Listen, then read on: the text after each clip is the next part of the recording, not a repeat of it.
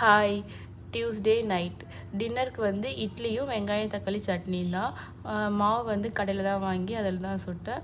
கொஞ்சம் ஆவரேஜாக தான் இட்லி இருந்தது.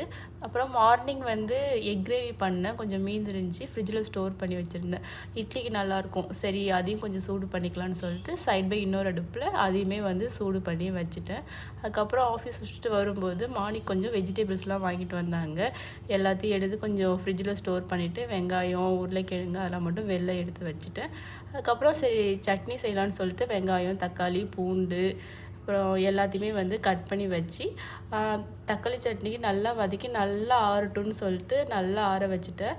பாத்திரம் வந்து பார்த்திங்கன்னா நிறைய கடைஞ்சி, சரி பாத்திரத்தை விளக்கிட்டு சாப்பிட்லான்னு சொல்லிட்டு எல்லா பாத்திரத்தையும் எடுத்து போட்டு நல்லா க்ளீன் பண்ணி வச்சுட்டு அதுக்கப்புறம் தான் நாங்கள் வந்து நைட்டு வந்து டின்னர் சாப்பிட்டோம்.